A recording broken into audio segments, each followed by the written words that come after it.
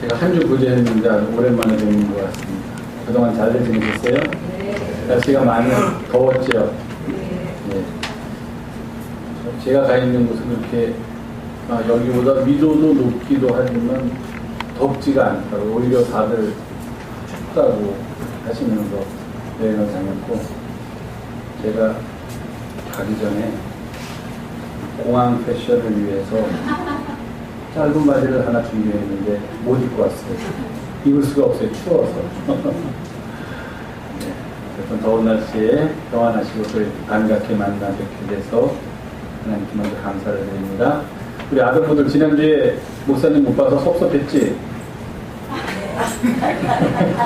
너무 좋았어? 네, 우리 같이 기도하시고 하나님의 말씀 잠깐 나누겠습니다. 주님, 오늘도 우리를 사랑하셔서 주의 전에 부르시고 같이 하나님의 말씀을 나누는 자리로 인도하시니 감사를 드립니다.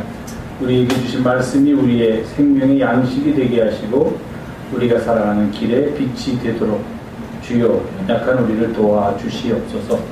말씀을 전하는 자나 말씀을 듣는 자 모두가 겸손히 주님의 말씀 앞에 무릎 꿇게 하시고 주의 영의 인도하심을 따라 그 말씀의 깊이를 깨닫게 도와주시옵소서. 우리 구주 예수님의 이름으로 기도하옵나이다. 아멘. 아동부 나하고 눈을 마주쳐야지. 눈을 마주쳐야지. 그래야 이야기를 하죠. 목사님이 지난주에는 교회를 못 왔어요. 왜 못 왔냐면 뭐 다 엄마 아빠한테 얘기 들었는지 모르겠지만 옛날에 유럽에서 우리 그리스도교, 그냥 놔두시면 돼요. 오늘 따로 시간이 없으니까. 우리 그리스도교가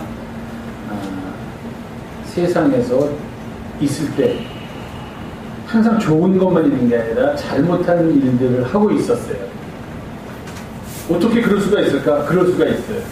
하나님을 믿고 하나님께 예배하는 사람들인데도 불구하고 자기 개인의 욕심을 차리기 위해서 하나님의 뜻대로 하지 않고 잘못 모든 일을 하고 있었어. 그런데도 불구하고 힘은 많이 있었어.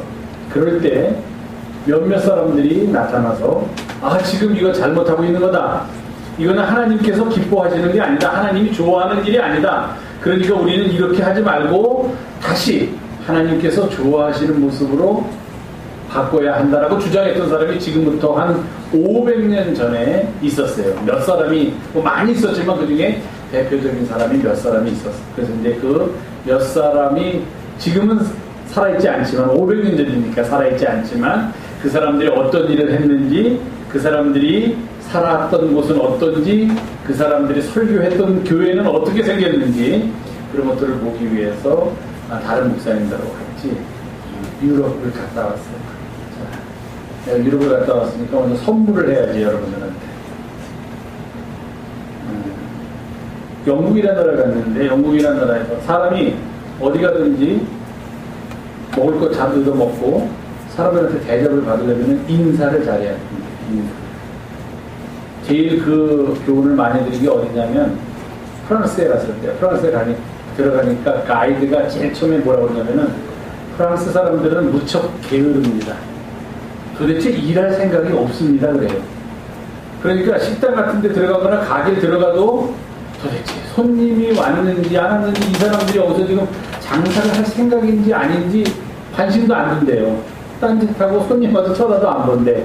그럴 때 그 사람들한테 관심을 갖게 하고 만약에 식당에 들어가면은 물이라도 한 잔 얻어 먹으려면은 얻어 먹으려면 어떻게 되느냐? 인사를 하래요. 반드시. 인사를 하면은 눈을 마주치고 하이 그렇게 인사를 하면 그 사람들이 그때 비로소 반응을 하고 뭘 도와줄까 뭘 해줄까 이런데 인사 안 하면은 식당에 가서 아무리 앉아있어도 오지도 않는데요. 뭐 너희들 앉아있으라 그러고 종업원들은 자기들끼리 잡담하고 그런다는 거예요.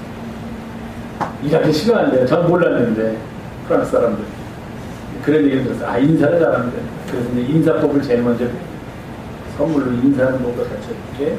영국에 갔을 때 누가 뭐 해주면 고맙습니다 뭐라 고맙습니다 잘하는데 어디 가든지 고맙습니다 뭐라 그래. 영국에 갔어 목사님이 누가 뭘 막 해줬어 고맙습니다 뭐라 그래. 영국은 알잖아. 미국하고 똑같으니까 땡큐 그러면 되죠. 땡큐 그러면 돼. 그럼 알아서. 근데 그 땡큐라는 거 말 하나 가지고서 어디든지 가도 불란서 사람들 영어 하나도 못하는 척하지만 땡큐 그러면 알아들어요. 다 알아들어요. 영어로는 땡큐 그러고 불란서 말로는 목사님이 가기 전에 불란서 말 잘하는 사람한테 물어봤어요.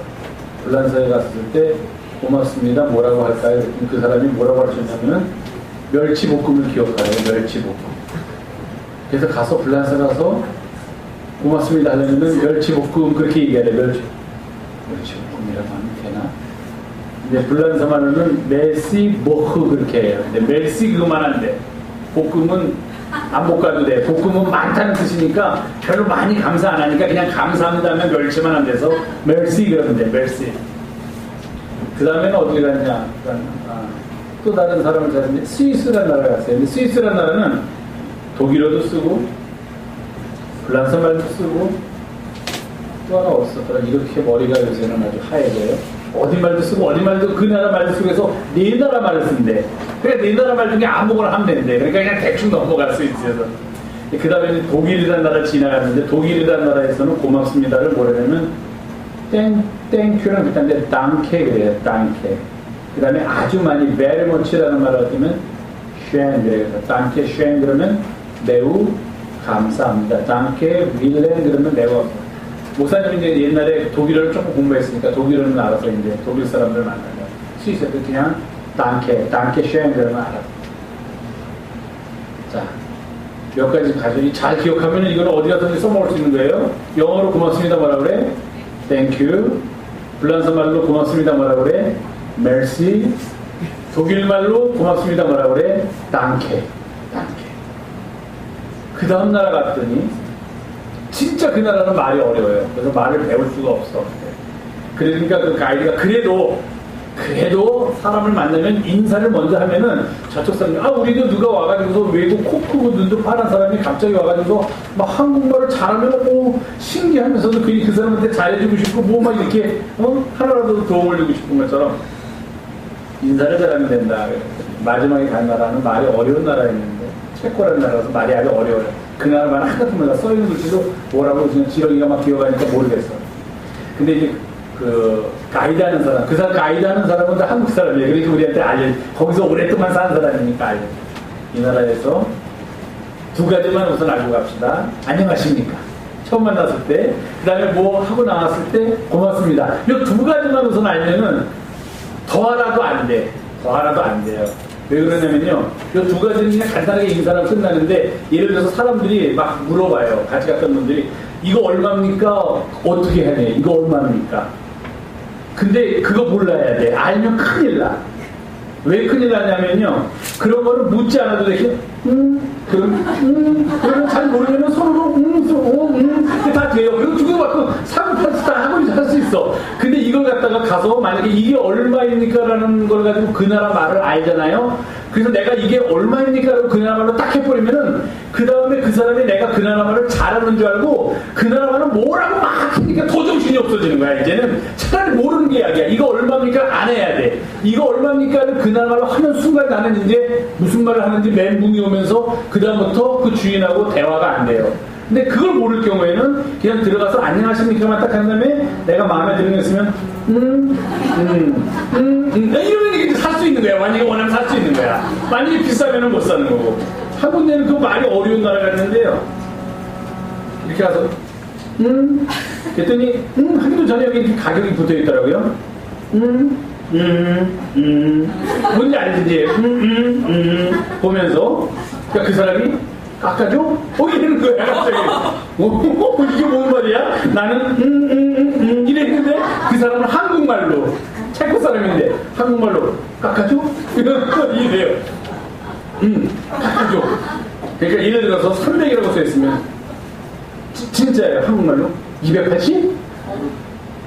280? 이거 내 지금 체코 말인데 체코 말을 내가 이렇게 잘 알아듣는 거야. 내가 언제 이렇게 방언이 뚫려 체코 말을 막 우리나라 말처럼 알아듣는 거야? 280? 그럼 제가 아니 250. 그럼 그 사람이 안 돼. 막 이러는 거예요. 그러면 이제 영어로 너 한국말 어떻게 이렇게 잘하냐? 한국말 어디서 한국 갔다 왔냐니까 자기 친구가 있는데 이제 한국 사람들 관광객이 워낙 많으니까 그 친구들한테 깎아줘? 안 돼? 그 다음에 숫자를 잘해요. 300 이런 걸 한국말로 다 해. 300, 500. 이제 그 나라에 그 나라에 내가 여러분 다음에 쓰게 가지고 그 나라에 안녕하십니까 재밌어서 가시고 안녕하세요 그걸 배웠는데 뭐라고 하냐면 두부리된 그 다음에 고맙습니다 그거를 대꾸이 그래요. 그래서 저는 잊어버릴까봐 금세 잊어버리니까 여기다가 썼어요. 손바닥에다가 볼펜으로 인사 두부리된. 왜냐면 진짜 그 앞에서 외우는 것 같은데 가면은 버스에서 내리면 잊어버리더라고요. 은사를 받았어요. 이제 잊어버리는 은사. 그래서 여기다 썼어요. 인사 두부리된. 그 다음에 고맙습니다 대꾸이. 근데 이게 생각해 이제 이걸 외우는 방법을 생각했지. 아 인사는 두부가 됐냐? 아침 먹을 때 두부가 준비됐냐? 두부가 됐냐? 그 다음에 대꾸이는 우리나라 말로 됐거든 그랬냐? 대꾸이인지 그런 거 같았어요. 자, 이게 체코 말이야. 체코 말로 안녕하십니까가 뭐냐면 두부리된 그러니까 그 사람부터 두부리된 그 사람들도 그러는 거예요. 그 다음에는 입을 딱 다물어야 돼요. 괜히 한마디 잘랐지 하면은 거기서 속사포처럼 말이 나오면은 이제 다 미천이 들어가니까 이거만 하면 되는 거예요. 그 다음부터는. 목사님이 가서 느낀 게 있었어. 느낀 게 뭐냐면 옛날에 500년 전인데도 불구하고 하나님을 사랑하던 사람들이 했던 일이 뭔가 그건 바로 이 땅에 하나님의 나라를 만들려고 애썼다 하는 것을 얘기했어요. 그리스도인이란 어떤 사람들인가? 이 땅에 하나님이 기뻐하시는 나라를 만드는 사람들이 그리스도인이에요. 남을 속인다든지 거짓말로 남의 것을 빼앗는다든지. 왜 그러냐면 이 종교개혁이라는 게 왜 일어나냐면요, 옛날에 캐톨릭이 지금 이제 천주교라고 우리가 말하는 거 캐톨릭이 그때는 힘이 너무 셌어. 왕보다도 힘이 셌어. 대통령 없었지만 그때는 대통령, 왕 이런 사람보다도 훨씬 더 힘이 세가지고 정치적으로 경제적으로 종교적으로 모든 권력을 누가 갖고 있었냐면 교회에서 갖고 있었어요. 근데 아주 쉽게 말하면 교회에서 큰 성당을 짓고 싶어. 아주 멋있는 성당을. 멋있는 성당을 지으려면 뭐가 필요해? 돈이 필요해. 근데 돈이 필요한데 교회가 어디 있어요? 돈이 없죠? 그러니까 사람들한테 뭐라고 얘기하냐면은 너희 아버지, 너희 할아버지, 너희 할머니, 네가 사랑하는 사람들이 살아있을 때 죄를 많이 졌기 때문에 지금 하늘나라에 가지 못하고 딴 데서 심판받으려고 기다리고 있다. 그 사람들 잘못하면 다 어디로 가느냐? 다 지옥으로 갈 거다. 그런데 너희가 만일 너희 사랑하는 사람들, 너희 아버지, 할아버지, 할머니 그런 사랑하는 사람들을 위해서 증서가 하나 있어요. 그 사람은 죄가 다 용서되었다라는 증서를 사면은, 내가 지금 사면은, 우리 아버지를 위해서 내가 증서를 사면은 우리 아버지가 심판을 받을 때 어디로 가느냐면은 천국으로 가요. 우리 할아버지를 위해서 내가 그 증서를 사고 우리 할머니를 위해서 돈 내고 그 표를 사면은 우리 할아버지 할머니가 지옥으로 가야 되는데도 불구하고 만약에 천국으로 갈 수 있다. 사람들한테 막 이랬어요. 심지어는 뭐라고 그랬냐면요, 동전을 갖다가 이렇게 함을 만들어 놓고 동전을 거기다 집어넣으면 동전이 바닥에 떨어질 때 땡그랑 하고 소리가 나잖아. 종이도는 소리가 안 나지만 동전은 이렇게, 그러니까 우리가 모금망 같은 거 이렇게 생겼고 요렇게 틈이 있을 때 거기다 동전을 넣으면은 바닥에 닿는 순간에 땡그랑 하잖아요. 뭐라고 얘기냐면은 너희가 동전을 거기다 집어넣고 땡그랑 하는 소리를 듣는 순간에 그 돈이 누구를 위해서 지금 여기다 집어넣은 거냐? 그 사람을 그 즉시로 천국으로 간다. 이러면서 돈을 거들어 다녔어요. 그러니까 정신이 바른 사람들은 말도 안 되는 얘기야. 저 틀린 거야. 저거는 돈을 벌기 위해서 거짓말을 하고 있는 거다 생각을 해가지고 당시 그렇게 힘이 센 교황과 그의 세력들을 향해서 그건 잘못됐다. 그건 하나님이 원하시는 게 아니다. 그건 해서는 안 되는 일이다 라고 했던 사람들이 종교개혁자들. 목사님이 그 사람들이 무엇을 가르쳐줬는지, 어디서 그런 일을 했는지, 어떻게 커왔는지 그런 것을 여러분에 가서 보고 왔어요. 그런 사람 중에 우리들은 다 어떤 사람들이냐? 하나님의 나라를 만들어. 이 땅에서 하나님의 나라를 위하는 사람들이 바로 우리들이다 하는 그 마음을 늘 갖고 살아야 한다는 거예요. 하나님의 나라는 영어로 하면 the 나라가 킹덤이에요. 킹은 뭔지 알죠? 왕이지. 돔. 킹이 다스리는 나라예요. 킹덤 가 그게 하나님의 나라예요. 그러니까 우리들은 무엇을 하든지 이 땅에 하나님의 나라를 이루기 위해서 애쓰는 사람이다 하는 그런 생각을 가지고 내가 아무리 작은 일서부터 시작해서 과연 내가 이런 일을 할 때 하나님이 기뻐하실까? 하나님이 보고 좋아하실까? 하나님이 싫어하실까? 다 알아요. 우리가 내가 이 일을 하면 우리 부모님이 좋아하실지 좋아하지 않을지 다 알아. 몰라서 하는 사람 없어. 마찬가지 하나님 앞에서 내가 어떤 일을 해야 되는지, 그래 어떻게 해야만 하나님이 좋아하시는지 우리는 다 알아요. 그러니까 늘 하나님이 좋아하시는 일, 하나님이 원하시는 일을 하면서 이 땅에 하나님의 나라를 만들어가는 우리 영성교회 아동부 여러분들이 되기를 부탁드리겠습니다. 예, 고맙습니다.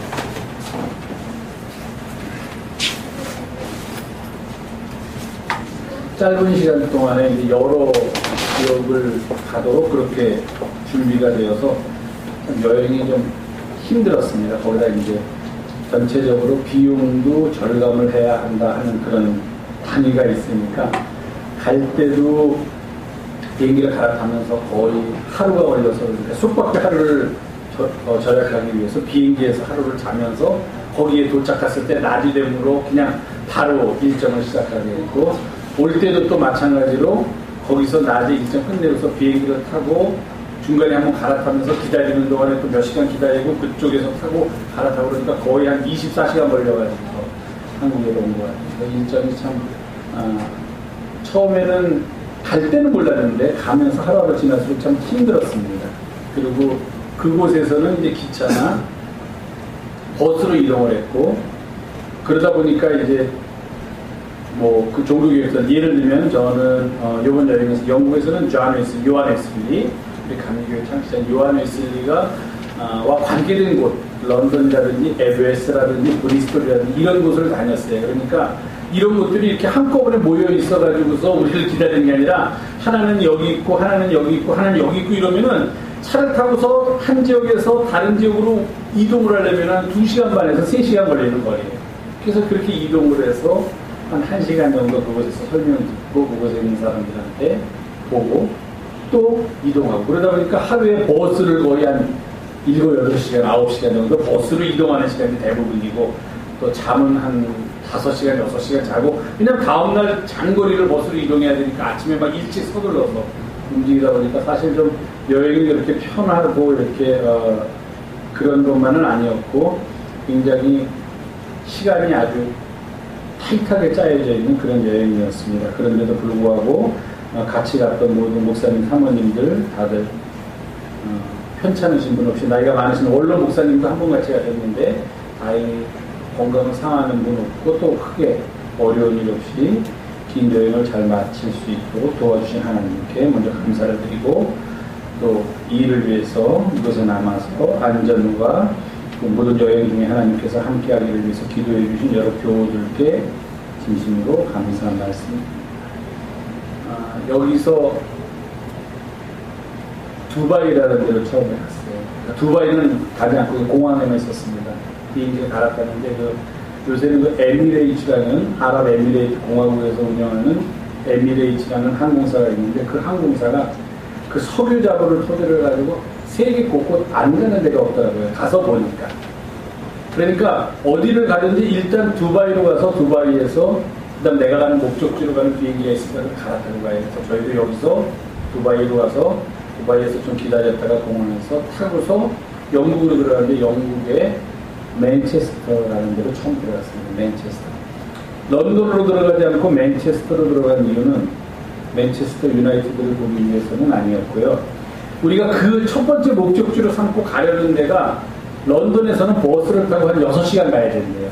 근데 맨체스터에서는 3시간이면 된답니다. 그래서 이제 맨체스터로 들어가서 맨체스터는 그냥 공항만 구경하고 공항에서 나와서는 이제 바로 버스를 타고 첫 번째 이제 요한 웨슬리가 태어나고 자라고 했던 그런 에베스라는 데로 가서 거기서 보고, 그 다음에 요한 웨슬리가 그 동생 찰스 웨슬리하고 함께 목회를 했던 감리교에서 가장 270여 년 된 유름이라는 교회가 이제 런던에 있는데, 영국에서는 그 위에서부터 이렇게 여정을 거쳐서 요한 웨슬레가 설교했던 곳, 요한 웨슬레가 길에서 사람들한테 설교했던 장소, 그런 것들을 보면서 런던으로 내려가서 이제 런던에서 요한 웨슬레하고 찰스 웨슬레가 목회했던 예배당, 박물관 같은 데를 이제 방문하고, 그리고 영국 일정을 마치고, 또 그 다음에 이제 프랑스로 가서는 프랑스에서는 존 켈빈 장로교를 만들긴 했지만 역시 우리 종교 개혁에 있어서 가장 중요한 인물이니까 그 사람이 목회했던 곳,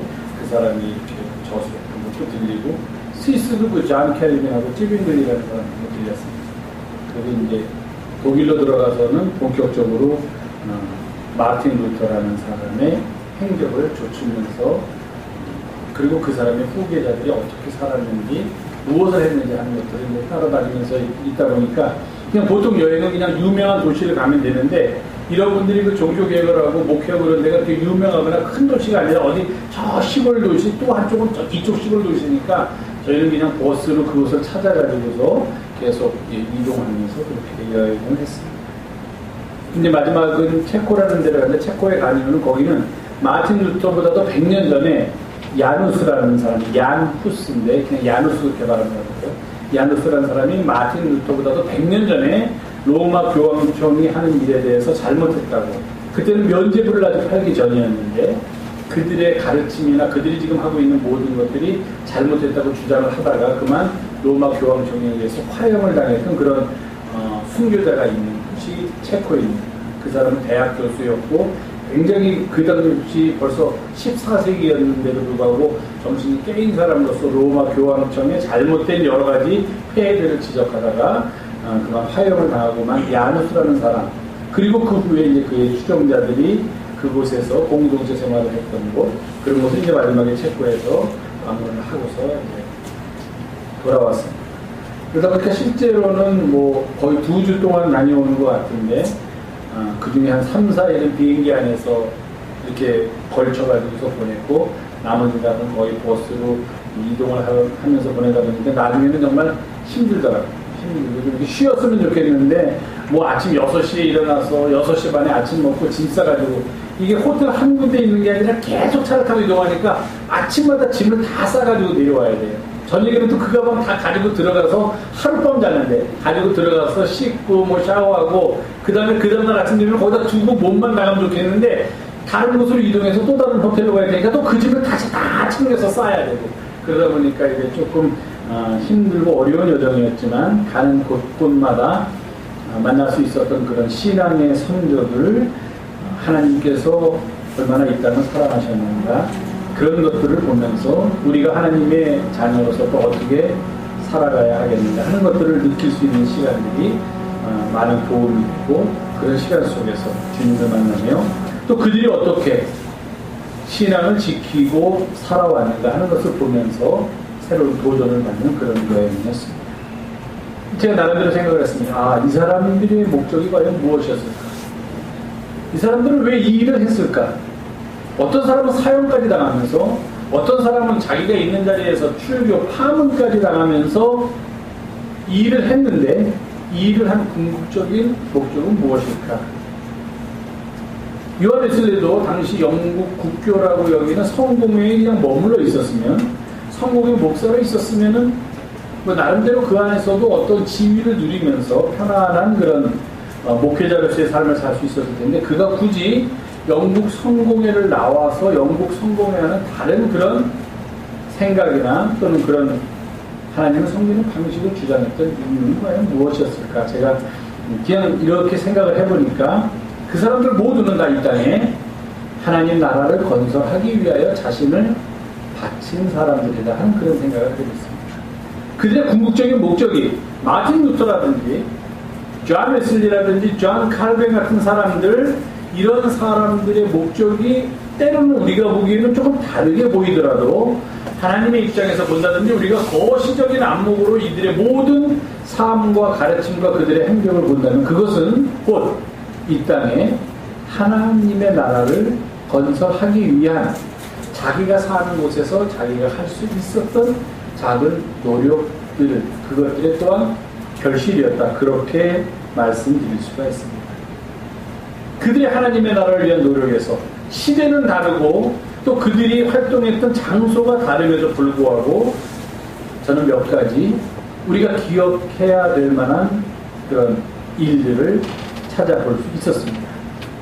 첫 번째는 그 사람들은 자기의 신분이 어떤지 자기가 누구이든지 상관없이 다 하나님의 일꾼으로 부름을 받았고 그 부름에 예라고 대답을 했고 그래서 그 일을 위해서 삶을 헌신했던 사람입니다. 가서 보니까요, 마틴 루터라든지 존 웨슬리라든지 존 칼빈 같은 사람들 그냥 주어진 자리에서 뭐 개혁이니 뭐 이런 변화니 이런 거 하지 않아도 잘 먹고, 우리가 흔히 말하는 잘 먹고 잘 살 수 있는 거의 뭐 아주 높은 귀족층은 아니더라도 낮은 평민 서민 계급은 아니었다는 것을 새삼스럽게 느꼈습니다.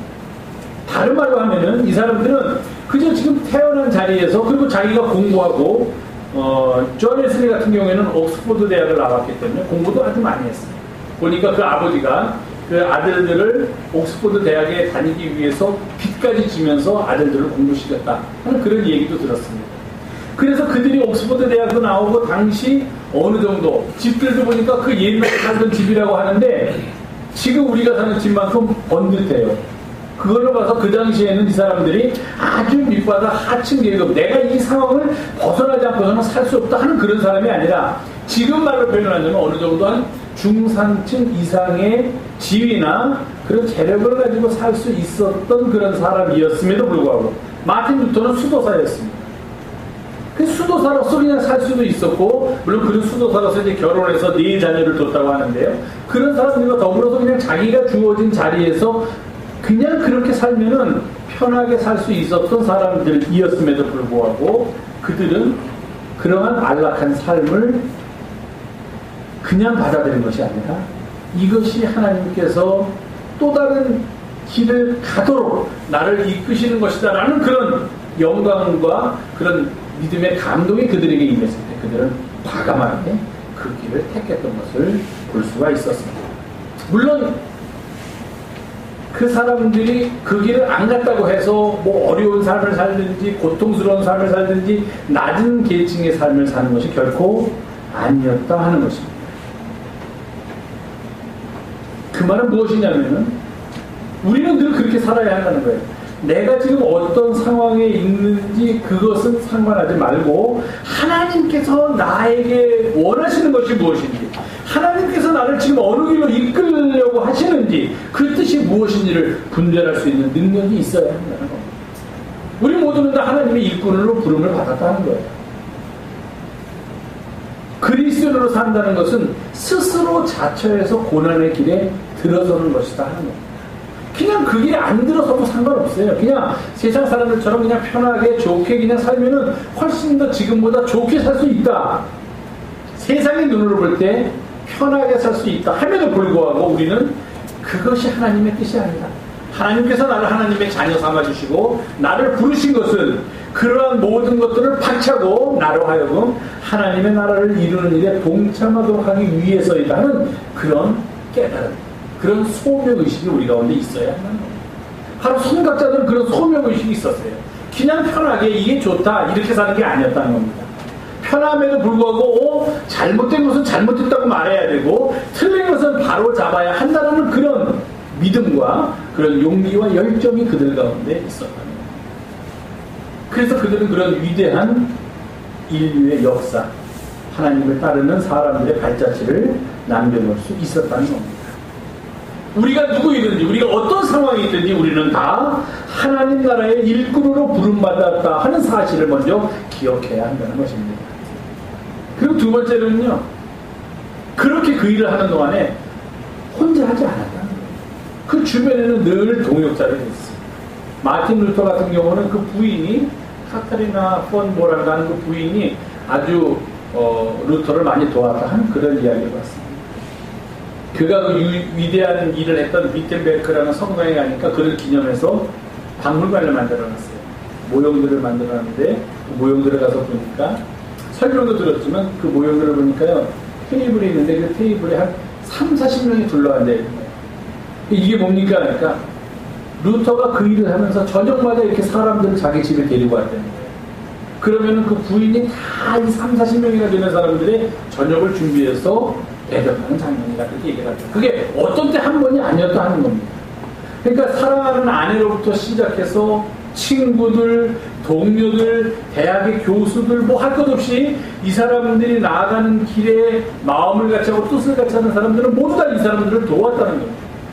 주님도 이 땅에서 사실 때 많은 사람들, 특별히 여인들이 자기들의 소유를 팔아서 예수님을 도왔다 하는 그런 이야기가 누가복음 8장에 기록되어 있습니다.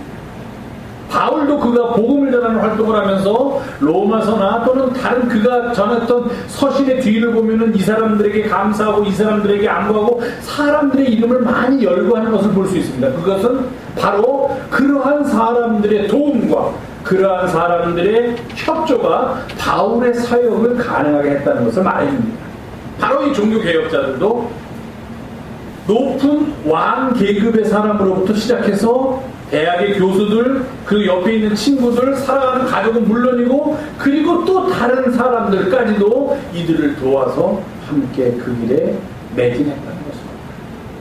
그럴 때 세상 역사의 물꼬를 바꾸려는 이들의 노력이 성공이라는 결실을 거둘 수 있었다 하는 것을 알 수 있었습니다.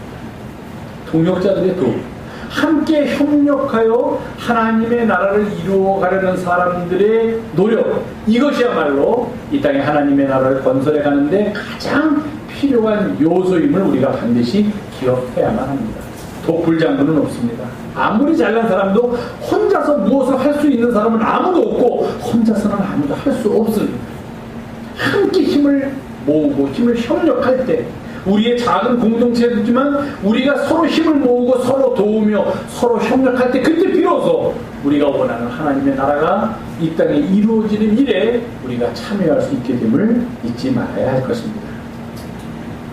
그리고 또 우리에게 중요한 것은 이들이 어떤 경우에는요, 마틴 루터 같은 경우는 이제 처음에는 농민들조차 이런 소장론들이나 봉건주의였으니까 농민들조차도 마틴 루터가 그들의 편에 섰고 또 그들도 마틴 루터 지지했는데 이게 오래되다 보니까 귀족들이 막 루터를 지지하고 루터와 같이 하고 루터를 도와주다 보니까 루터가 귀족들의 편을 드는 거예요. 말년에 가서.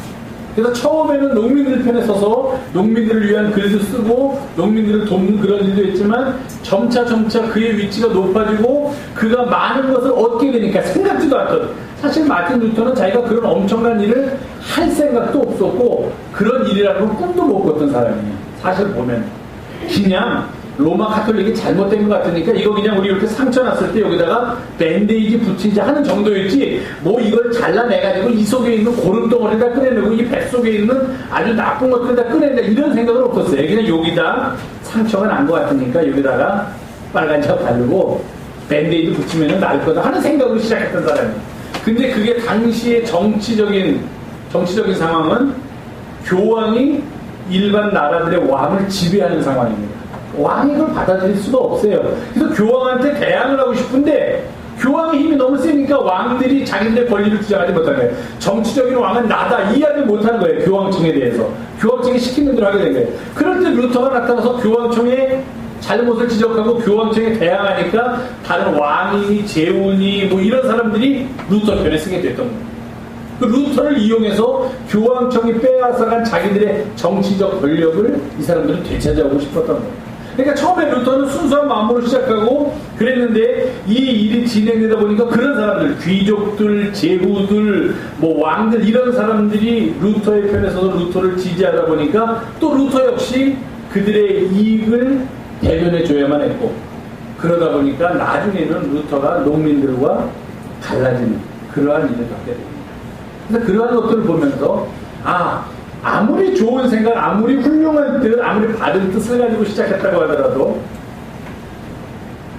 너무 많은 것이 그곳에 집중되게 되면은 부패할 수밖에 없구나, 타락할 수밖에 없구나 하는 그런 생각을 했습니다. 그런 느낌을 가지면서 여행을 하다가 혹시 인터넷이 되는 호텔 같은 데서 숙박하게 될 때는 이제 한국 소식도 듣다 보니까 한국에서 그 가장 큰 교회에 뭐 무슨 어떤 장로님 한 분이 재정을 담당하고 있던 분이 뭐 스스로 목숨을 끊어서 거기에 대해서 의혹이 있다는 그런 걸 보니까 그렇구나. 처음에는 옳은 생각, 개혁이라는 마인드를 가지고 시작했다고 하더라도 그곳에 너무 많은 힘이 모이게 되면, 너무 많은 부가 모이게 되면 이 마음이 부패할 수도 있겠다. 마치 예레미야 선지자가 우리들에게 말한 것처럼 이 세상에서 가장 부패하기 쉬운 것, 가장 변하기 쉬운 것, 그것이 바로 인간의 마음이다라고 시작했던 거죠. 거꾸로 무엇보다도 마음을 지킬 때 우리의 생명의 근원을 지킬 수 있다고 성서가 우리들에게 설파한 것처럼 우리들의 마음을 하나님 앞에서 바로 지키고 어떠한 상황에서도 이 마음이 흔들리지 않도록, 마음이 상하지 않도록 하는 것이 참 중요한 일이다 하는 것도 느끼는 그런 시간을 가졌습니다. 우리의 힘만으로는 안 되니까 우리는 주님의 도우심을 구할 수밖에 없죠. 하나님의 나라는 무엇일까?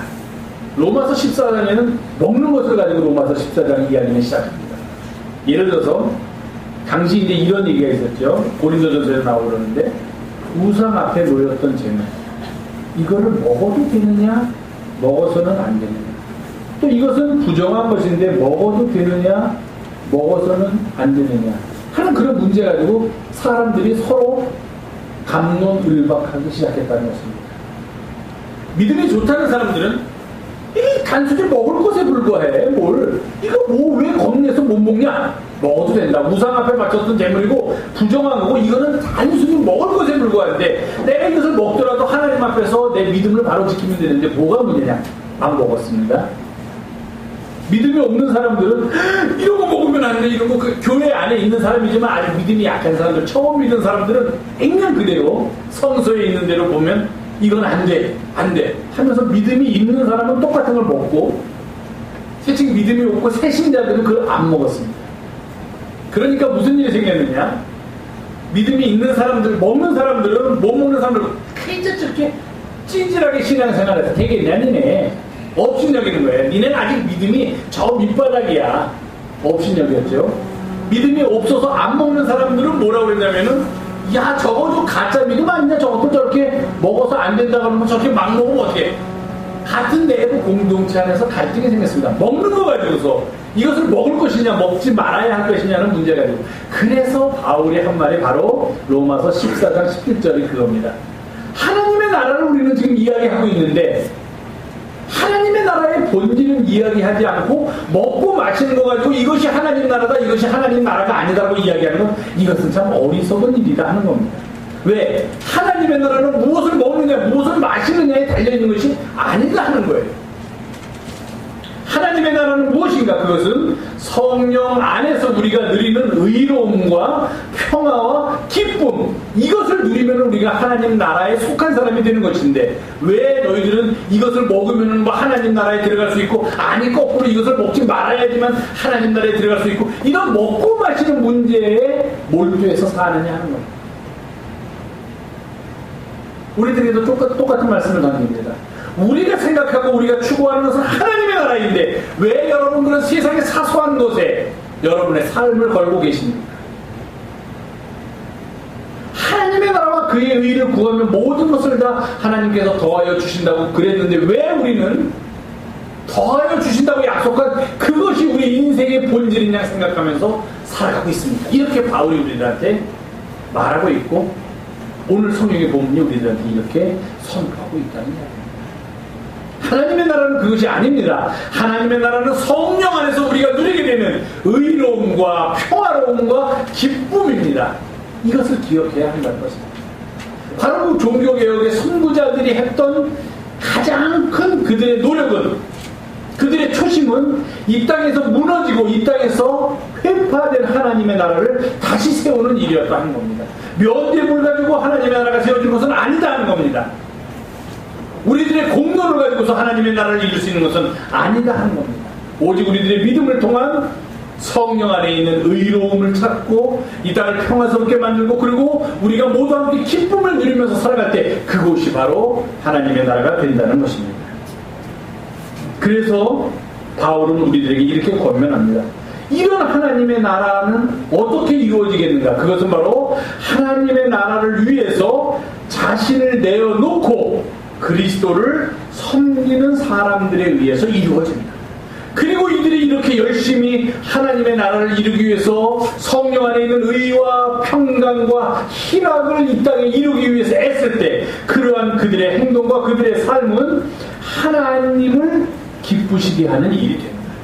그리고 사람들에게도 칭찬을 받게 될 것이다. 그렇게 이야기하고 있습니다. 세상의 것을 쫓지 않고 성령 안에서 누리게 되는 하나님의 나라를 위하여 우리 자신이 그리스도를 섬기는 일에 헌신하게 될 때, 그때 우리는 하나님을 기쁘시게 하는 사람이 될 수 있다는 겁니다. 하나님의 나라를 이루어가는 사람이 될 수 있다는 겁니다. 그러면 저절로 사람들에게도 칭찬을 받게 된다. 이렇게 이야기를 합니다. 그러면서 바울은 우리들에게 이렇게 권면합니다. 그러므로 이 일을 위해서는 우리가 무엇을 할까? 화평의 일과 덕을 세우는 일을 힘쓰자. 15장 2절에 보니까 이 일을 위해서 선을 행하는 일과 덕을 세우는 일을 힘쓰자. 가장 중요한 것은요, 하나님 너무 거창한데 거기서 내가 무엇을 할 수 있을까? 힘들죠. 우리가 이 땅을 살아가면서 평화롭게 사는 일, 우리가 이 땅을 살아가면서 선을 행하는 일, 그리고 우리가 이 땅을 살아가면서 덕을 세우는 일, 힘쓸 때 우리는 그리스도를 섬기는 자가 되고 그 일로 말미암아 하나님이 기뻐하심을 얻게 된다 하는 그것입니다.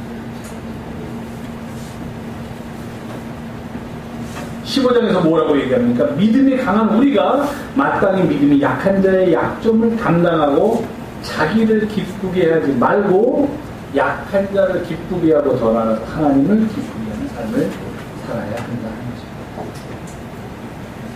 제가 이번 여행을 하면서 느낀 게 있어요.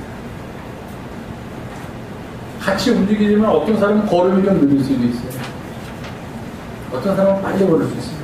어떤 사람은 건강하게 한 군데 더 가서 봅시다 주장할 수 있고, 여기까지 타고 왔는데 비행기가 아까운데 뭐 벌써 쉽니까? 이런 사람이 있고, 어떤 사람은 아유 좀 쉬었다 갔으면 좋겠습니다 하는 사람. 이럴 때 우리는 기준을 어디다 맞춰야 되는가?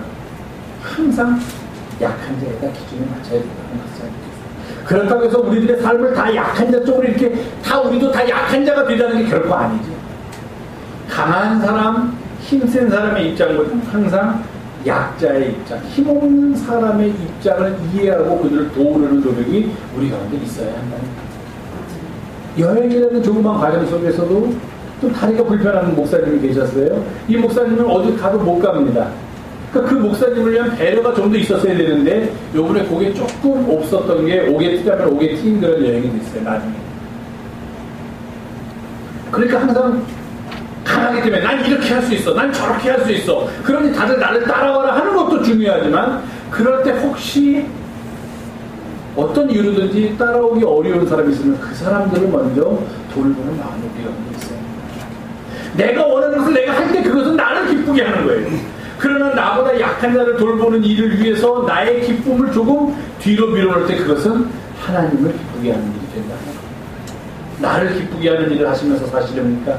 아니면 하나님을 기쁘게 하면서 사시는. 우리에게 주어지는 하나님의 나라는 먹고 마시는 것이 아니라 오직 성령 안에 있는 의로움과 평화로움과 기쁨입니다. 이 일을 위해서 예수 그리스도를 섬기는 자는 이 일을 함으로써 하나님을 기쁘게 하고 또한 사람에게도 칭찬을 받게 됩니다. 그렇기 때문에 우리는 하나님의 나라를 이 땅에 이루기 위해서 평화롭게 사는 일, 선을 행하면서 사는 일, 그리고 덕을 세우면서 사는 일에 우리의 삶을 바쳐야 할 것입니다. 그때 하나님을 기쁘게 하는 하나님의 나라가 이 땅에 이루어지고 그 일을 위해서 우리는 작은 노력이지만 보탬 그런 사람으로 기억될 수 있으리라 믿습니다. 이런 믿음 갖고 또 한 주간 은혜 가운데 기쁨으로 살아가시는 우리 영성의 가족들이 되기를 주님의 이름으로 부탁드립니다. 기도하겠습니다. 오늘도 함께 모여서 주의 말씀 나누고 이 땅 살아가는 우리의 마음 주님 앞에서 다시 확인하게 하심을 감사드립니다. 이 길 걸을 때 힘들더라도 어렵더라도 주님 바라보며 앞을 향하여 나아가게 인도하여 주시옵소서. 우리 그 예수님의 이름으로 기도하옵나이다. 아멘.